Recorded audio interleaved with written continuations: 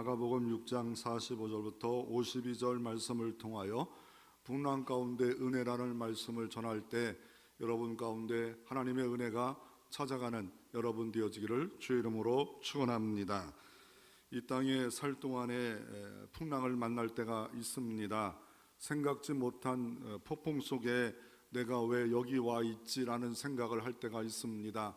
경제의 폭풍을 만날 때가 있습니다. 질병의 폭풍을 만날 때가 있습니다. 인간관계의 폭풍을 만날 때가 있습니다.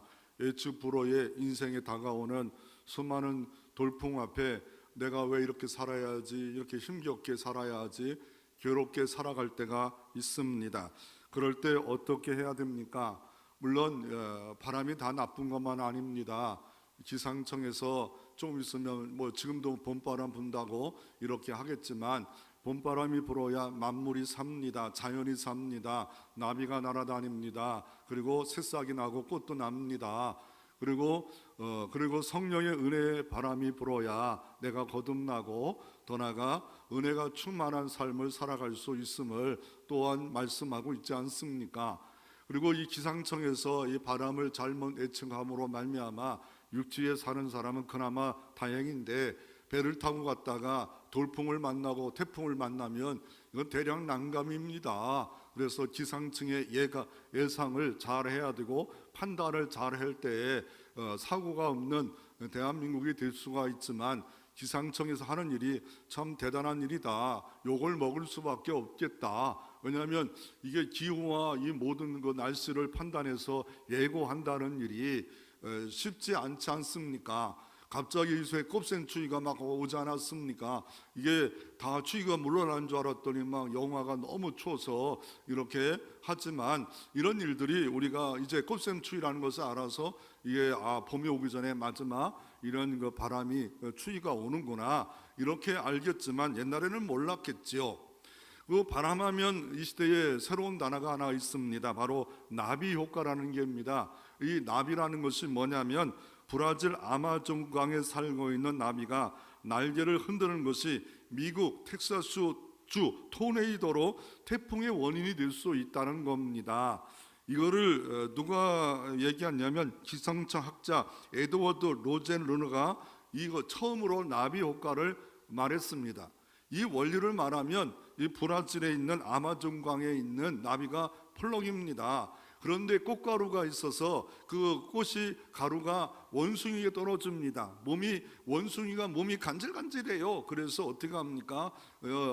야자나무에다가 몸을 득득 긁습니다. 그랬더니 그 큰 그 야자나무 열매가 떨어져서 돌에 맞고 돌이 굴러다가 분화구가 막히고 분화구가 막힘으로 말미암아 폭파가 생기고 그래서 이 작은 일이 작은 나비 하나의 몸부림이 전 세계에 영향을 줄 수 있다.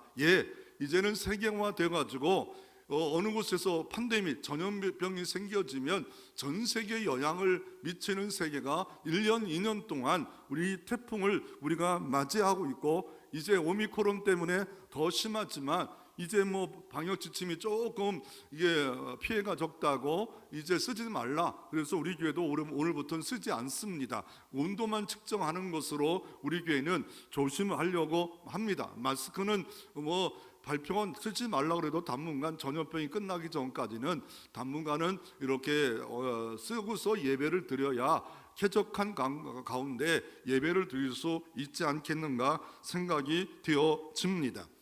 죄도 문제입니다. 죄도 작을 때 잡지 않으면 어떻습니까? 작을 때 잡지 않은 아가서의 말씀에 포도허는 작은 여우를 잡아라.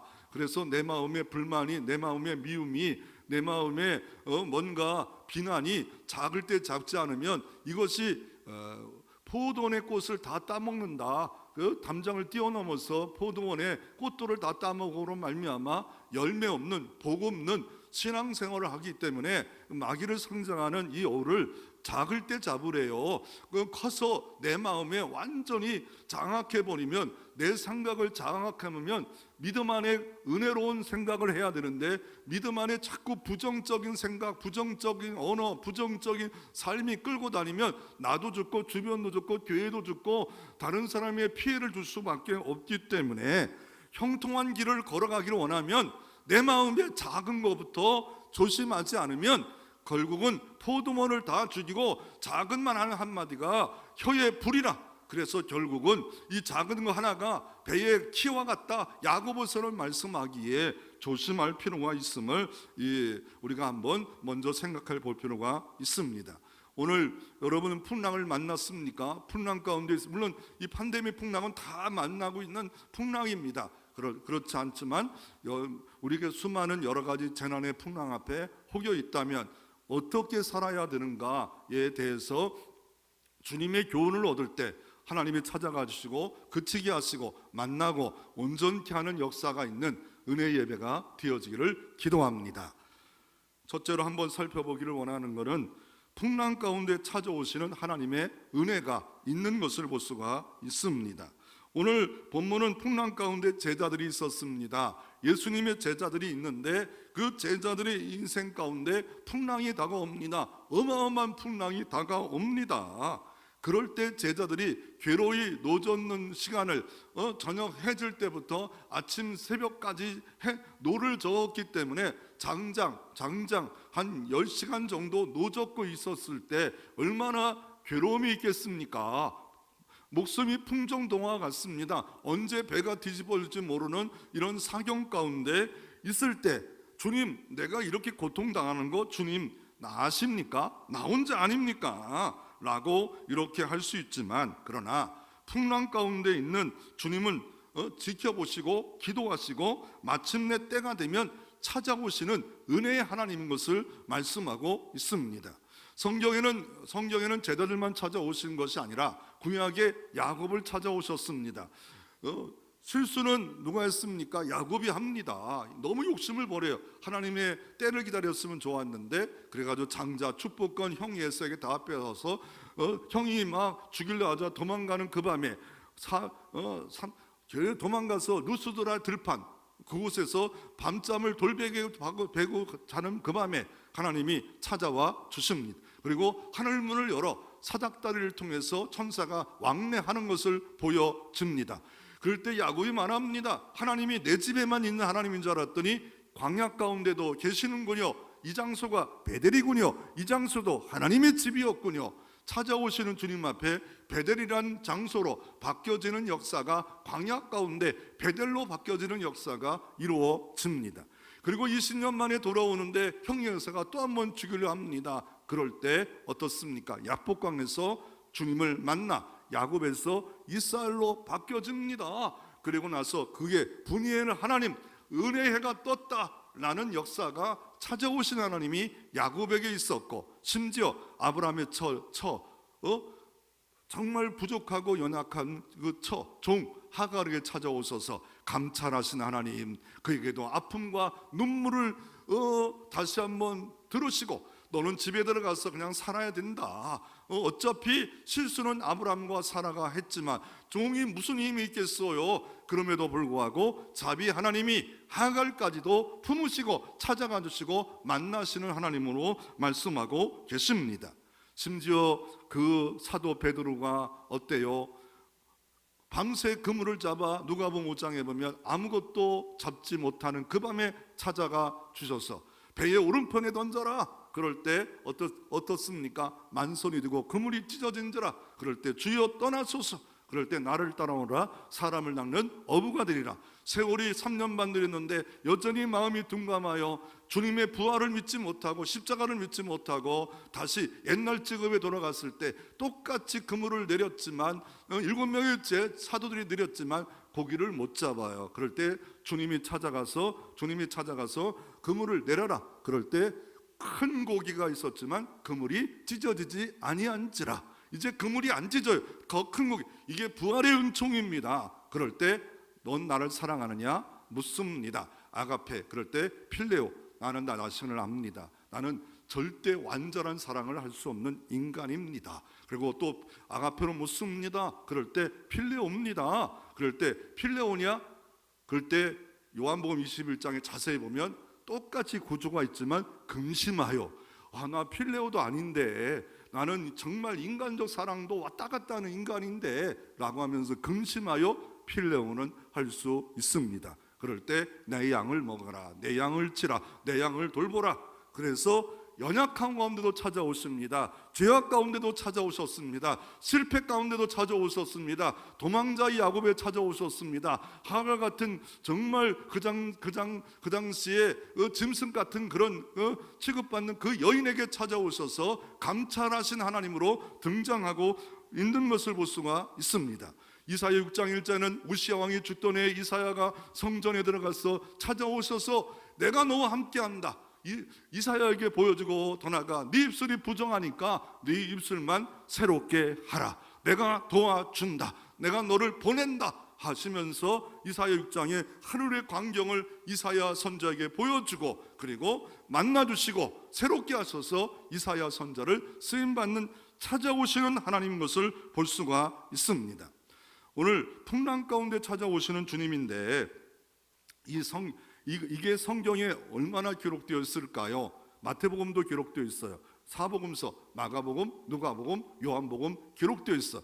오늘 보면 마가복음입니다. 마가복음은 사도는 아니에요. 그런데 베드로의 제자고 이 제자가 베드로에게 듣고서 쓰여졌는데 가장 먼저 마가복음이 쓰여졌답니다. 가장 먼저 마가복음이 쓰여졌는데 오늘 본문에도 풍랑 위에 잔잔케 하시는 주님이 등장하고 이 6장이잖아요. 4장에도 또 등장합니다. 그 차이가 뭡니까? 성경을 좀 읽다 보면 분명히 같은 것 같은데 왜 틀릴까? 물론 또 오병이어 기적 같은 것도 있고 칠병이어 기적도 있고 조금 차이가, 성경을 좀 아는 사람들은 차이가 있어요. 똑같은 게 아니에요. 차이가 있어요. 마가복음 4장에는 어떤 내용이 있냐면요, 그냥 풍랑 가운데 예수님이 피곤해서 배 고물에서 잠을 자요. 그런데 막 풍랑이 일어나자 막 입이 불평합니다. 그냥 이상한 방언들이 그렇게 시큰막하게 죽게 됐는데 예수님이 잠만 쳐자. 한 목사는 뭐 하는 거예요? 신방도 안 하고 우리 자녀들은 죽게 됐는데 시시 이랬을 것 같아요. 그냥 주님은 세상 말로 처자고 계신 거예요. 깊이 잠들었잖아. 그냥 풍랑이 계속 하는데도 막 물 퍼내고 별짓 다 하는데도 예수님이 예수님을 깨우면 예수님, 이 풍랑 일어나는 거 몰라요? 그랬더니 믿음이 적은 자들아. 왜요? 주님이 계시는데 왜 불평하고 짜증내냔 말이요. 니들이 정말 나를 아냔 말이요. 그러면서 믿음이 적은 자들아 하고 주님이 뭐랍니까? 파도야 잠잠하라 했더니 저 사람이 누구지? 파도까지 잠잠해지는 역사를 일으키는가? 주님이 말씀하시면 파도가 잠잠해질 것을 오늘도 믿으시기를 바랍니다. 이상한 사람이야 하지 마세요. 주님은 전능하신 하나님과 동등한 분이십니다. 그분은 창조자이십니다. 그래서 창세기 1장에 이 흑암과 혼돈 가운데 이 땅을 성령께서 역사하심으로 말미암아 편안히 이 땅의 모든 세계가 질서 있게 만드셨던 하나님이 오늘도 우리에게 질서 있게 만들어 주시기 원하셔서 잠잠하라 하며 가정에 여러분의 마음에 임하면 편안해질 줄로 믿습니다. 하나님의 손에 달려 있습니다. 그리고 또 하나 사건이 오늘 본문에 기록되어 있는 거예요. 오늘 본문에 기록되어 있고 마태복음 14장에도 동일한 본문이고 요한복음 6장에도 동일한 본문으로 이렇게 두 가지가 비슷하지만 조금 차이가 있어요. 이때는 언제냐면 오병이어의 기적을 일으킨 후에 제자들이 예수님을 유대인의 왕으로 세우려고 그래요. 예수님이 오신 것은 성육신 하신 것은 만왕의 왕이요 메시아요 섬기러 왔고 대속물로 왔고 속량으로 왔고 우리를 대신하여 십자가에 못 박혀 죽으려고 오셨건만 제자들의 마음은 세상적이에요. 육신적이에요.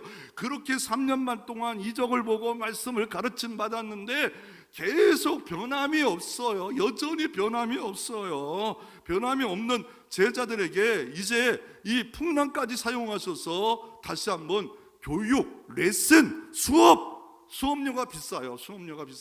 수업하고 계신 거예요. 그러면 어떻습니까? 예수님이 잠을 배 안에서 주무시면 내 안을 성전 삼아 주님이 계시면 뭐 하면 됩니까? 풍랑을 만나면 방언하지 마시고요. 비난하지 마시고요, 주님을 깨우면 주님은 말씀할 줄로 믿으시기를 바랍니다. 이게 신앙생활이에요.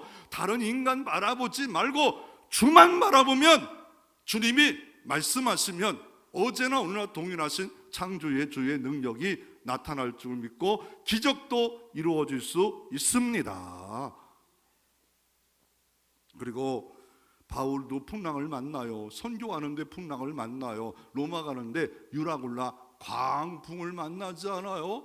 그런데 왜 갔습니까? 이 가이사라에 2년 동안 이렇게 예루살렘에 왔더니, 예루살렘 와서 좋은 일을 하려고 왔다가 죽을 지경이 됐어. 그런데 로마 시민권이 있는 걸 알자 사도 바울이래요. 난 로마까지 가야 됩니다. 로마 가서 재판받기를 원합니다. 그랬더니 배를 타고 가잖아요. 배를 타고 가는데 바울은 반대하잖아요. 지금은 풍랑이 있는 시절이니까 가면 안 됩니다. 그랬더니 선주와 백부장이 어떻게 해요? 여기는 작은 항구이기 때문에 놀 게 없다. 그러니까 조금 더 가서 좋은 데 가서 놀자. 그래가지고 가다가 유라굴라 광풍을 만납니다. 그래가지고 14일 동안 배 안에 있는 거 다 내어 던지고 죽게 됐을 때 주님이 찾아오십니다.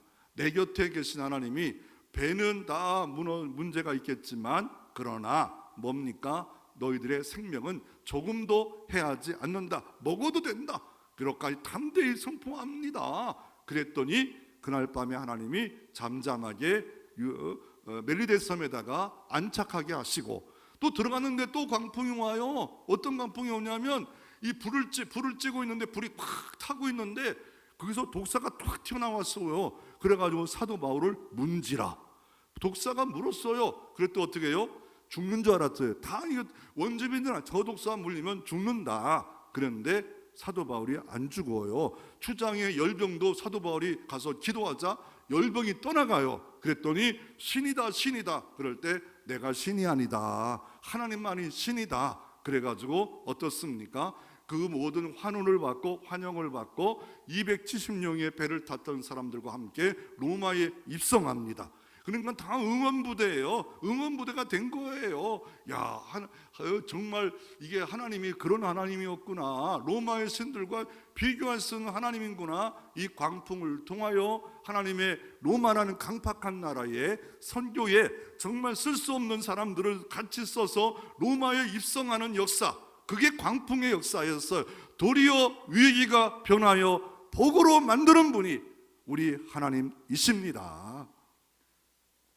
요나의 풍랑도 마찬가지입니다. 이렇게 성경 전체 요나서가 풍랑 가운데 찾아오시는 주님의 레슨을 설명하고 있는 책이 구약의 요나서입니다. 풍랑의 하나님의 레슨은 뭘까요? 오늘 본문의 관심은, 예수님의 관심은 제자들이에요. 사람의 관심이 있어요.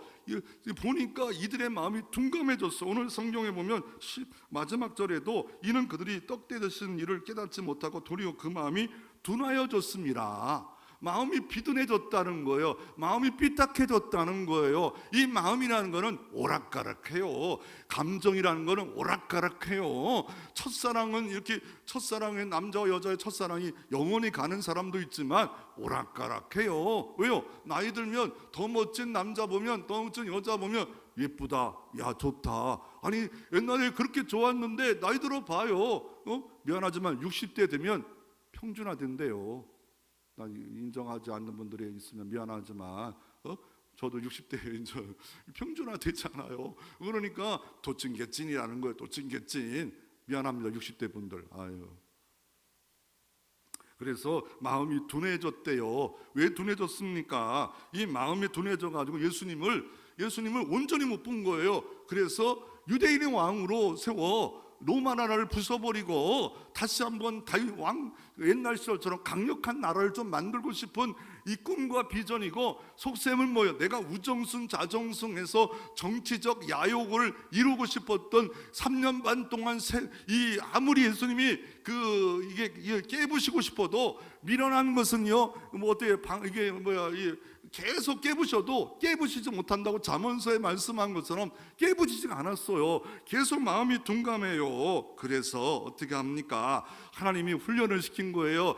시험을 시킨 거예요. 왜 어떻게 할 수 있는가요? 45절에 보면 예수께서 즉시 지금 마음이 막 둔감해져 가지고 이상하게 예수님을 오해하고 자기들의 마음에 야욕이 막 야망이 비전이 아닌 야망이 불타니까 즉시 재촉하사 그냥 풍랑 가운데 가고 예수님은 또 다른 방향으로 가요. 왜요? 예수님은 기도하러 가요. 왜요? 예수님은 인간의 몸도 입고 계셔서 주변에서 자꾸 이상한 바람 불면 흔들려요. 이상한 소리 하면 흔들려요. 교회도 마찬가지예요. 은혜의 소리 하면 은혜로 흘러가는데 자꾸 은혜가 빠지는 김 빠지는 소리 하면 그쪽으로 흔들려요. 그럴 때 예수님처럼 기도해야 돼요. 예수님조차도 기도하잖아요. 시험에 들지 말게 해 주시옵소서. 기도하러 가잖아요. 예수님은 알아요. 이때는 기도할 때다. 내가 지금 낙심이 오고 있구나. 낙심이 오고 있구나. 낙심의 거인 골리 앞에 쩔쩔매고 있고 내가 정말 두려워하고 있구나. 아무리 하나님을 욕하고 있고 그래도 나설 마음이 믿음의 담대함이 없구나. 살아도 해도 죽어도 예수 이런 믿음이 없구나. 이럴 때는 기도할 때입니다. 몸 생각만 하는 게 아니라 기도할 때입니다. 예수님 기도하셨잖아요. 그런 하루줄 사역 앞에도 내려놓고 기도하러 가셨고 제자들은 배 타고 즉시 재촉해서 떠나보냅니다. 그리고 풍랑이 일 걸 아셨어요. 보셨어요. 그리고 결국 거의 죽게 되는 밤 사경에 파도를 밟으시고 찾아와서 제자들을 온전케 하십니다. 그러면 찾아오셔서 주님의 레슨은 뭡니까? 주님의 피아노를 배우면 피아노를 해야 하잖아요. 성악을 배우면 성악을 해야죠. 컴퓨터를 배우면 컴퓨터를 할 줄 알아야 하잖아요. 주님의 제자로 레슨은 목적은 뭡니까? 최종 목적은 뭡니까? 오늘 본문은 기록이 안 돼 있어요. 그래서 마태복음 14장 33절 찾아서 한번 읽어볼까요? 마태는 그거를 기록합니다. 마태는 기록하는데 14장 30절 똑같은 사건을 다루면서 33절에 이 고백이 필요합니다. 이 고백을 듣고 싶어 합니다. 함께 읽어보겠습니다. 배에 있는 사람들이 예수께 절하이르되 진실로 하나님의 아들이소이다 하니라. 예수가 듣고 싶은 것은 진실로 당신은 하나님이십니다. 하나님의 아들과 똑같습니다. 전등하십니다. 이 소리를 듣고 싶습니다. 우리 고백을 통해서 그리고 요한복음 6장에 보면 성경 아시는 분들은 요한복음 6장을 보시면 오병이어 기적 후에 제자들이 어때요? 마음이 둔감해지니까 풍랑 가운데 보내고 주님이 더 심한 말을 합니다. 오병이어 기적을 원래 이걸 한 이유가 표적이다 그러면서 이렇게 말합니다. 요한복음은 나는 누구다를 7번 나오는데 여기서 또 나오는 게 나는 생명의 떡이다. 이걸 말씀해요. 그러니까 요한복음에 이 오병이어 기적을 보여준 이유가 너희 떡만 먹고 배부르는 게 아니라 이 만나를 내려주시지 내가 영원한 살 수 있는 만나가 된다. 내가 내 살을 먹는 자는 영생할 것이다. 내 피의 음료를 먹는 자는 영생하리라. 그랬더니 살과 피를 먹으라고. 그래서 이 말씀을 듣던 수많은 무리들이 어떻게 해요? 다 떠나가요. 그럴 때 베드로하고 묻습니다. 너도 떠나가려고 하느냐? 그럴 때 여기에 영생의 말씀이 있는데 어디로 갑니까? 베드로가 놀라운 고백을 하고 있지 않습니까? 그러므로 이 풍랑의 레슨의 이제 마지막 결론은 뭡니까? 바로 주님은 하나님이십니다. 주님은 메시아입니다. 인생에 여러분 풍랑 가운데 있습니까? 계속 고백하십시오. 주님은 구세주이십니다. 주님은 메시아입니다. 라는 고백을 들으시면 주님은 분명히 모든 풍랑 가운데 뜻을 이루셨고 찾아와 잠잠케 하는 역사가 이루어지는 것을 믿으시기를 바랍니다. 그런데 어떤 속에는 이런 질문을 해요. 폭풍 속에 있는 나는 편안했는데 어느 속에 폭풍 속에 있는 나는 버린 거 아닌가? 나는 경제의 폭풍, 질병의 폭풍, 다른 사람은 다 건강하고 다 그런데 나는 왜 그럴까? 그런데 성경을 보십시오. 마가복음 6장 45절에 제자들이 괴로이 배 타고 이 노젓는 걸 보고 계세요. 예수님은 지금 기도하시지만 보셔요. 예수님은 십자가에 죽으시고 부활하시고 승천하시고 보좌 우편에 계시지만 보셔요. 욥은 이렇게 말합니다. 내가 가는 길을 그가 아시나니 나를 단련하신 후에 정금같이 나아가리라. 너희들이 없는 걸 아시고 눈물도 아시고 슬픔도 아시고 풍랑 가운데 괴로이 노젓는 것도 아시고 목사도 몰라요. 남편도 몰라요. 엄마도 모를 때가 있어요. 젖 먹는 아이도 엄마가 피곤하면 잠자버려요. 그러나 하나님만은 아십니다. 전지하신 하나님이 여러분 속 깊은 거 아시기에 주님 앞에 나와 주님은 전능하십니다. 주님은 하나님의 아들입니다. 주님 긍휼히 여겨 주시옵소서. 그럴 때 가정의 풍랑, 여러분의 마음의 풍랑이 잔잔해지는 역사도 오늘이라는 시간에도 이룰 수 있습니다.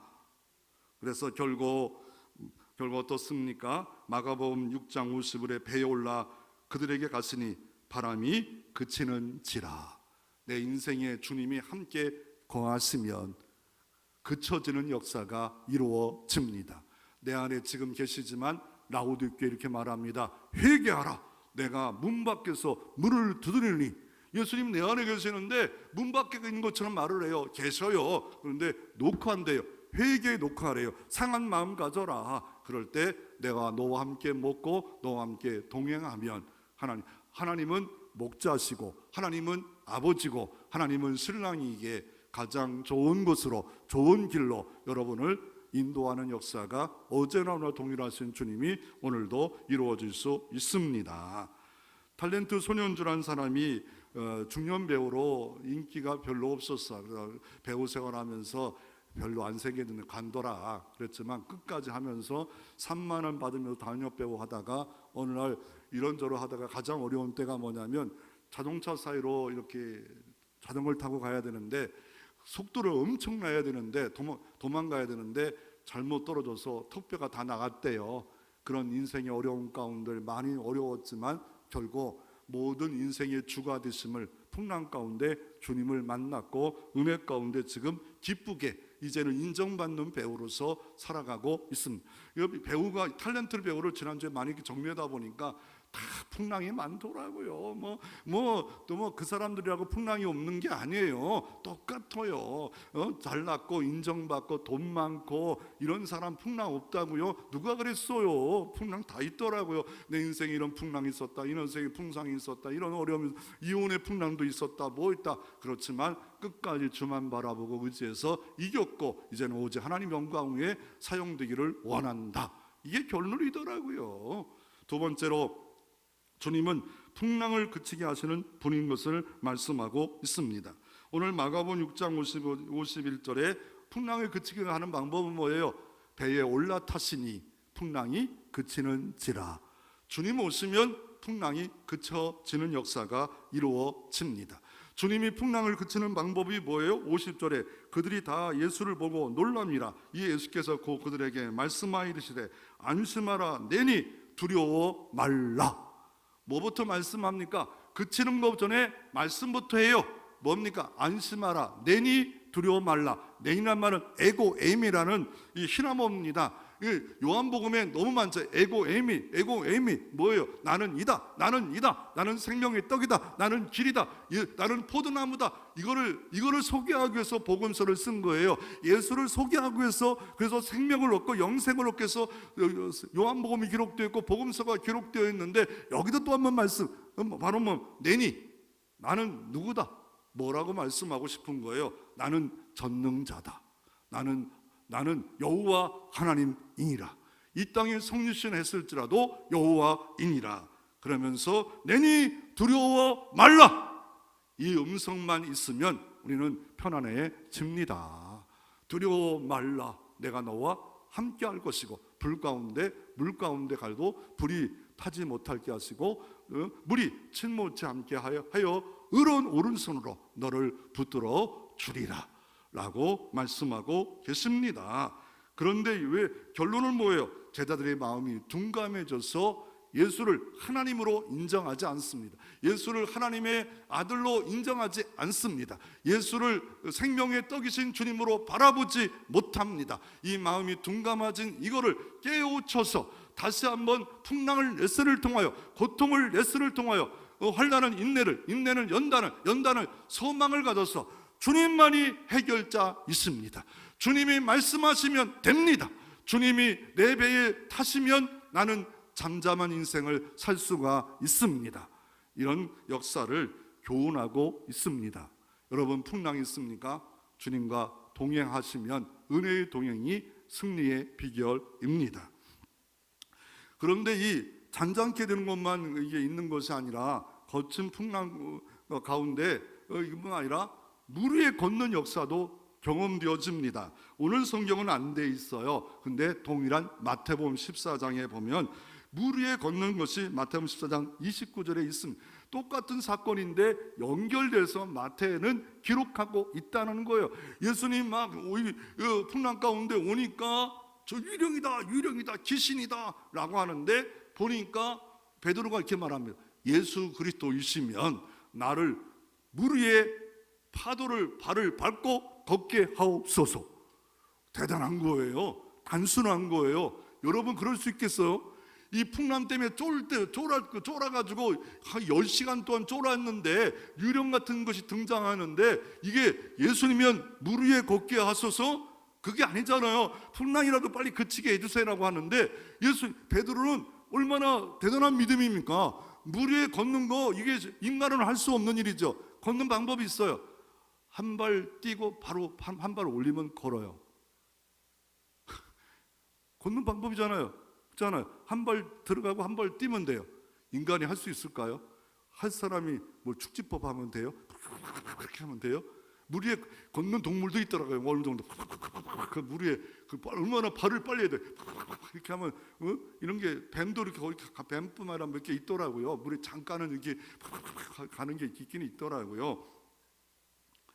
그럴 때 베드로가요, 물 위에 걷는 이 또 다른 레슨을 해요. 물 위에 걸어봅니다. 물 위에 걷는 거. 왜 물 위에 걷는 거 이것만을 물 위에 걸었다, 체험했다, 이것만 그럴까요? 아닙니다.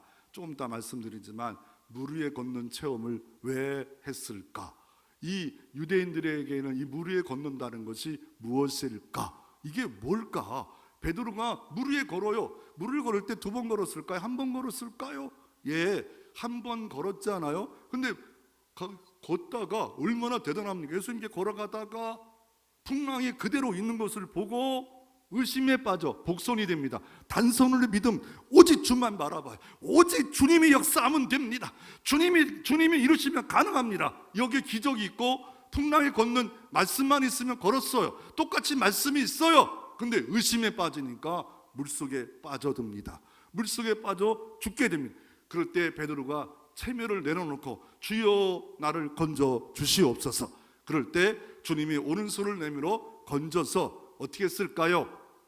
끌고 갔을까요? 품위를 지켜주려면 어떻게? 야, 같이 걸어. 걸어. 1번인가 2번인가 정확하게 이게 대답할 수가 없답니다. 자세히 보면 1번은 빠졌잖아, 1번 걸었잖아. 들어갔다가 또 1번은 품위 있게 하려면 어떻게? 같이 걸어서 배에 올라가는, 아니면 질질 끌어가지고 머리 채채가지고 이게 집어넣었든지, 그건 뭔데 제가 보면 품위를 지켜주지 않았을까는 손을 잡고 오른손 잡고 걸어 같이 가서 딱 올려. 와, 이런 일이 하지 않았을까라는 생각이 되어집니다.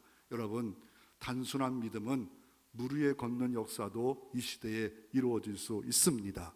그러나 주님의 말씀이 있을 때 되는 거예요. 말씀 없이 여러분 저 한강 가서 해보세요. 지금은 괜찮아요. 왜요? 어렵기 때문에 괜찮아요. 뛰어내려도 괜찮아요. 저도 물 위에 걸어봤어요. 왜 눈을 땡그랗게 의심하는 눈으로 바라봅니까? 저도 물 위에 걸어봤어요. 제 고향 저수지에 겨울철에 걸어봤어요. 거기 빙어 축제에도 물 위에 걸어봤어요. 대략 무슨 말인지 아시잖아요. 얼음이 있으면 얼음 물 위에 걷잖아요.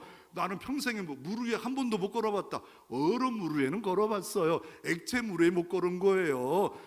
얼음 물에 나도 많이 걸었어. 어렸을 때 얼마나 스케이트 타고 얼마나 저수지를 왔다 갔다 하고 아니 논에 있는 물 위에 항상 많이 했잖아요. 이 풍랑 가운데 찾아오시는 주님이 우리에게 그치게 하는 방법이 뭘까요? 시편 34편 18편 19절에 보면 여호와는 마음이 상한 자에 가까이 하시고 중심에 통회한 자를 구원하시는도다. 의인은 고난을 만나 여호와께서 그 모든 고난에서 건지시는도다. 비결이 뭐예요? 마음이 상한 자입니다. 주여 불쌍히 여겨 주시옵소서. 자식 때문에 내 몸 때문에 불쌍히 여겨 주시옵소서. 간절히 매달리면 하나님이 멈춰주십니다. 하나님이 말씀해 주십니다. 여러분 인생에도 모든 위기에서 건지시는 살아계신 하나님을 만나기를 바랍니다. 시편 50편 15절에 환난 날에 나를 부르라. 내가 너를 건지리니 네가 나를 영화롭게 하리로다. 그러므로 환난은 기도하는 겁니다. 그런데 기도도 해봤어요. 작전 기도도 해봤어요. 그런데 곧바로 도움이 오지 않을 때가 있어요. 하나님 나 이 말씀 제수 다 해봤어요. 다 해봤는데 왜 해결이 안 돼요? 그럴 때 하나의 방법은 뭐냐면요, 해답은 나사로를 보십시오. 나사로가 죽게 되었습니다. 그랬던데 요한복음 11장 1절에 나사로가 병들었다함을 들으시고 그 계시던 곳에 이틀을 더 유하시고 바로 달려가야죠. 근데 이틀을 더 유하셔요. 그러면서 내가 거기 있지 않은 게 너에게 더 유익이래요. 아니 지금 병들어 죽게 되는 사랑하는 가정에 사랑하는 마르다 마리아 오빠, 그것도 부모도 없는 젊은 사람들의 오빠가 죽게 되었으면 고쳐줘야죠. 빨리 가서 안 죽게 해야죠. 안 가는 게 유익이래요. 안 가는 게 그 이틀을 더 유해요. 그랬더니 죽어버렸어요. 그랬더니 예수님이 오셨어요. 베다니에 오셨어요. 그랬더니 마리아가 마르다가 속으로는 에이씨 했을 거예요. 그러면 말을 빨리 오셨으면 안 죽었을 텐데 그래도 믿음은 있어요. 빨리 왔으면. 그럴 때 예수님 하신 말씀이 뭡니까? 돌문을 옮겨라. 그랬더니 벌써 죽은 지가 사흘이 됐는데, 현실이 죽은 지 사흘 됐는데, 그럴 때 예수님 이런 말씀했습니다. 믿으면 하나님의 영광을 보리라. 그래서 사람들을 시켜가지고 장정 5이나 6에 돌문에 옮기니까 옮겨놨더니 예수님 하신 말씀이 나사로야 나오너라. 그랬더니 원래가 이렇게 1년 동안은 도로에다가 이렇게 시체를 옮겼다가 뼈만 갖다가 다시 조상으로 돌아가는 게 유대인 장례법 아닙니까? 그랬더니 이게 수의를 그대로 한 채 나오니까, 그러니까 뭐라 합니까? 수의를 풀어서 걸어 다니게 하라. 왜 주님은 여기서 이렇게 나사로를 살렸을까요? 나사로 살린 것으로 끝나는 게 아니에요. 주님 분명히 나는 부활이요 생명이요 나를 믿지 않는 영원히 죽지 않는 것을 말씀하고 있는 겁니다. 어차피 나사로 가닥에 많은 그 동네에 부흥의 역사는 일어났어요. 그러나 나사로는 죽어요. 우리도 죽어요. 그러나 영원히 사는 길이, 이렇게 죽었던 삶도 내가 부활시킬 수 있듯이 우리에게 영원한 죽음에서도 부활할 수 있는 능력이 내게 있다. 내가 부활이다. 내가 부활의 첫 열매다. 사망의 권세 밟아버리시고 이기신 주님이다 라는 것을 우리에게 교육하고, 제자들에게 교육하고, 심지어 사랑하는 이 가정에 하나 더 은혜의 것을 교육하기 위해서 이틀을 더 요하십니다. 그렇게 얘기하면은요, 누구요? 한나라는 기도의 여인에 자녀를 안 줘요. 그렇지만 오랫동안 기도했더니 사무엘이 등장하고 사무엘의 큰 역사를 이루는 귀한 인물이 되었던 것을 볼 수가 있습니다. 오랫동안 기도하면 하나님 복도 커짐을 믿으시기를 바랍니다. 낙심하지 않으면 됩니다. 불의한 재판관도 번거롭게 들어주세요 하며 하물며 너희 아버지께서 너희에게 기도하면 안 들어주게 믿음이 적은 자들아. 근데 기도하지도 않아요. 그러면 안 된다는 거예요. 주님 앞에 그냥 집에서 있는 게 방콕하는 게 아니라 나와서 하나님 앞에 깨우면 하나님은 잠자나 봐라 하실 때 그거 불평하고 비난하고 해도 될 문제가 아니에요. 하나님이 말씀하시면, 하나님이 찾아가 주시면 야곱의 문제, 인생의 문제 해결되는 역사가 이루어질 수 있습니다. 요나의 큰 폭풍의 레슨이 있지 않아요?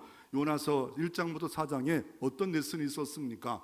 이 아미떼 아들 요나라고 하는 것은 어떻게 보면 이게 소설 같고요, 설화 같은, 그러니까 진짜 있었던 사람이다를 족보를 말하는 겁니다. 그리고 어느 날 요나 보고, 야, 저 아수르수도 니네 가서 복음을 증거하라. 좌우를 분별치 못하는 10만 명이 있다. 그랬더니 요나가 못 갑니다. 왜요? 아수르가 우리를 짓밟아가지고 우리를 힘들게 한 나라인데 잘 되는 꼴은 전 못 봅니다.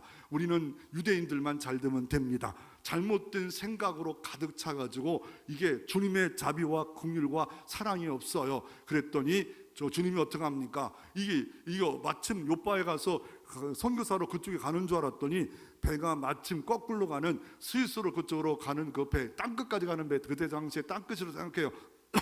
스위스로 가는 배가 있길래 그 배를 탔는데 가다가 풍랑을 만납니다. 그래서 원인이 어딘가를 세상 사람 찾다가 보니까 제비 뽑아보니까 요나가 딱 등장하는데, 이제라도 회개하면 얼마나 좋아요. 강팍해가지고 나를 물에 던져 여호와가 나를 이렇게 치시는 거야. 그러니까 나 죽이면 끝나. 그런데 하나님은 물속 깊은 곳에 하나님은 큰 물고기를 명하시사, 큰 물고기가 재미없었어. 갑자기 뭐 가야 돼요. 가서 입을 딱 벌려 먹었는데 요나가 그 뱃속에 들어와서 3일 동안 있어요.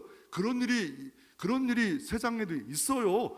이렇게 유튜버 보십시오. 살았다가 있는 사람들인데 하나님이 보호하셔서 3일 동안 사는데 그 안에서 요나는 새로운 선지자 신학교 훈련을 합니다. 편안하게 훈련받아 주의 영광 돌려드리지 않으면 뱃속에 들어가서, 어둠 속에 들어가서 그때라도 훈련을 받는 모습을 볼 수가 있습니다. 그때 요나가 어떻게 합니까? 회개하고 그제서야 기도하고 그제서야 감사하고 그랬더니 요나에게, 야, 가겠냐? 예. 그래서 물고기를 면해서 먼 거리를 뱃속에 타고 명하셔서 니누이에 토하시게 하고 그곳에 가서 사흘 길을 걸어야 되는데 아직도 덜 변했어요. 하루만 증거했는데 하나님의 은혜의 성령의 바람이 막 불자 왕부터 모든 동물까지 죄를 뒤집어쓰고 베옷을 입고 회개한지라. 이게 하나님의 역사예요.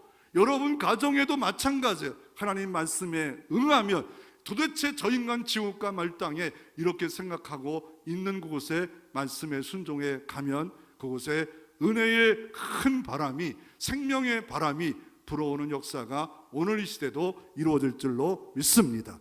왜? 우리 하나님은 큰 자비의 하나님이기 때문에 그렇습니다. 하나님이 세상을 이처럼 사랑한 것이지 유대인만 사랑한 것이 아니라, 너무 특별하게 사랑할 수는 있지만, 여러분을 사랑할 수 있지만 온 세상을 사랑하십니다. 그래서 이런 뭘 레슨합니까? 하나님의 생각과 네 생각과 다른 것을 알라. 선지자임에도 불구하고 지금 애플을 먹고 있는 거예요. 두 번째는 뭐냐? 여호와를 경외한다는 게 뭐냐? 내가 옳다는데 네가 아니다라고 하면 이게 네가 선지자냐? 세 번째는 뭐예요? 온전한 제자의 모습을 좀 가져봐라. 폭풍을 통해서 일하여 주십니다. 하나님을 폭풍을 통하여 평안케 하시는으로 하나님으로 등장하는데 어떻게 등장합니까? 시편 107편 25절부터 지금 보면 폭풍을 면해서 어렵게 된대요. 그런데 시편 107편 30절 말씀해 보니까 그들이 편호함으로 말미암아 기뻐하는 중에 여호와께서 그들이 바라는 항구로 인도하시는도다. 폭풍을 명해야죠. 폭풍 가운데인데 편안하게 한대요. 그런데 이기는 방법을 시편 107 부르짖음에 어떻게 합니까? 고통에서 건지시고 흑암에서 사망에서 건지시고 말씀을 보내어 고치사 위경에서 구원하시고 그 고통에서 인도하시는 비결, 부르짖는 겁니다. 하나님 앞에 나와 부르짖는 겁니다. 부르짖는데 그냥 염려를 맡기는데 부르짖는데 가져가는 게 아니라 그냥 십자가 밑에 내려놓으시면 십자가의 사랑으로 덮을 때 풍랑은 잔잔케 되는 역사가 이루어질 수 있습니다. 오직 승리를 하나님께 영광 돌리는 현정한 선수를 우리가 살펴볼 수 있는데, 이 사람의 별명이 피노키오입니다. 코가 오똑해서 국가대표 탁구 선수인데 88년 올림픽에 양형자와 복식 금메달에서 땄습니다. 그리고 4년 만에 바르셀 올림픽에서 은메달, 동메달 2개밖에 못 따가지고 그때 폭풍이 옵니다. 현정화 시대는 끝났다. 그래가지고 탁구를 그만두려 했답니다. 그러다가 하나님께 깨닫는 게 1등에만 지창하지 말고 모든 일을 통하여 하나님 영광 돌리자. 그래서 그렇게 나갔는데도 결국 마지막 세트에서 15대 20으로 지고 있었대요. 그런데 하나님을 의지했을 때 15대 20에서 내려 7개를 탁구를 이김으로 말미암아 단식에서 금메달 따는 형전화 선수가 되어 하나님께 영광 돌리는 기적의 주인공으로 되어지고, 지금은 이렇게 말합니다. 나는 애 둘 키우는 게 너무 행복하고 좋습니다. 나는 이런 폭풍 가운데 주님 의지할 때 이런 역사를 체험할 수 있습니다. 세 번째로, 이 폭풍우 치는 갈릴리의 유대적 배경은 뭡니까? 하나님은 왜 갈릴리를 사용하셨습니까? 이방의 갈릴리인데 하나님이 이방의 갈릴리라고, 왜요? 여기 아수르가 사람들이 침략해서 여기 있는 사람들을 저쪽으로 보내고 여기 있는 사람 이쪽으로 보내가지고 이 혼혈족에 대해서 이방 갈릴리가 됐어요. 더 나아가 어떻습니까? 여기가 무역로라, 갈릴리 주변이 그쪽이 무역로라, 이게 이방의 갈릴리처럼 촌놈, 유대 선민이 은혜가 없는 곳, 정결하지 못한 곳. 그런데 주님이 여기를 선교센터로 삼아서 이방의 갈릴리를 영화롭게 하는 것을 주님이 이루어 주셨습니다. 갈릴리를 통해서 하나님의 놀라운 일이 벌어졌고, 그러면 갈릴리의 풍랑이 일어난 이유가 뭡니까? 유대적 배경을 보면, 지리적 배경을 보면 그 이유가 뭐냐면, 이게 크기가 얼마나면요, 52km입니다. 둘레길이 52km 정도인데 이 지중해 바다를 조금 멀리 끼고 있어요. 지중해 바다는 동풍입니다. 이 동풍이 지중해에서 바람이 불어서 갈릴리까지 계곡을 타고 옵니다. 그러면 쭉 그냥 이 바람이 가면 그 반대가 뭐예요? 골란공원이에요. 높은 바산의 골란공원이라고 해서 여기는 솥대가 있고 풀도 있어. 그러면 여기 막혀버려요. 그러면 이 따뜻한 바람이 어떻게 하고 있어요? 정차하고 있어요. 그런데 또 어떤 바람이 있냐면요, 그 북쪽에 뭐가 있냐면 그 헐몬산이 있어요. 2,700m 정도 있어서 뭔가 스키를 탈 수 있고 눈이 있는 곳이 있는데 그곳에 녹으면 물이 많아져서 요단강물을 적시고 있는 것이 근원이 되는데, 그것서 찬바람이, 눈바람이 불어서 요단강을 타고 쭉쭉쭉쭉 내려옵니다. 그러면 둘이 갑자기 만나면 돌풍이 도는 겁니다. 또 하나의 배경을 보면 뭡니까? 이게 해발이, 이 갈릴리라는 동네가 마이너스 200이고 세계에서 가장 낮은 땅이 누구냐면 사해입니다. 마이너스 해발 400의 바다가 400m 들어가야 바다가 있는 거예요. 그러니까 해발 400m 내려가 100m만 내려가도, 근데 그러니까 여기 이 여리고 지역이나 이 사해 지역은 추운 때도 가면 따뜻해요. 왜요? 밑에 마이너스 400 아닙니까? 그러니까 이게 이런 곳에 바람이 이상하게 불 수 있지 않겠습니까? 그래서 이런 배경을 갖고 있고요. 그리고 밤사경이라고 말씀하는데, 일경은 뭡니까? 6시부터 9시부터 이렇게 1경, 2경, 3경, 4경, 그래서 새벽 3시부터 6시가 사경입니다. 그리고 오늘 성경에 보면 큰 광풍이 일어나고 바다가 고요해지고 심히 두려웠다. 그냥 이게 엄청나게 과장이 돼요. 메가톤 편안, 메가톤 바람, 메가톤 은총. 이게 주님의 복음의 은혜입니다. 주님이 함께할 때 메가톤 기쁨, 메가톤 은총이 찾아와 주십니다. 아까도 말씀드렸던 것처럼 왜 주님은 바다를 이렇게 밟고 오셨을까? 바다 하면 유대인들은 걱정, 근심, 죽음. 왜요? 여기서 괴물이 나오고 죽었기 때문에 그래요. 그런데 이사야 11장 9절에 내 거룩한 산 모든 곳에서 해듬이 없고 상함도 없을 것이라. 이는 불이 바다를 덮음같이 여호와를 아는 지식이 충만할 것이라. 주님이 오시는 그 순간에 복음을 통하여 물이 바다를 덮은 같이 은혜의 물이 온 세상에 땅끝까지 충만한 역사가 있겠다. 우리가 CCM에도 우리 시화창에도 177장에 나오잖아요. 물이 바다를 덮은 같이 은혜의 세계가 여기 흘러간다. 그런데 또 하나가 한번 등장하잖아요. 하박국 3장 15절의 말씀을 이루고 있는 겁니다. 주께서 말을 타시고 바다 곧 큰 물의 파도를 밟으셨나이다. 주께서 말을 타신대요. 무슨 무슨 말일까요? 만왕의 왕으로 말을 타시고 와서 바다 고 물의 파도를 밟으셨나요? 죽음을 밟으셨다는 거예요. 주님은 십자가 은혜로 밟으셨고, 더 나아가 나는 죽음을 파도를 밟을 수 있는 능력의 하나님이 나다, 이거를 예언 그대로 보여주는 역사가 이 사건입니다. 내가 믿는 하나님은 죽음도 이기고 파도도 이기고 폭풍우도 이기는 그런 하나님을, 전능한 하나님 믿고 있기에 여러분 삶 가운데 믿고 의지하고 부르짖을 때 하나님의 레슨은 끝나고 여러분 가운데 편안히 도래하는 역사가 있기를 주의 이름으로 축원합니다.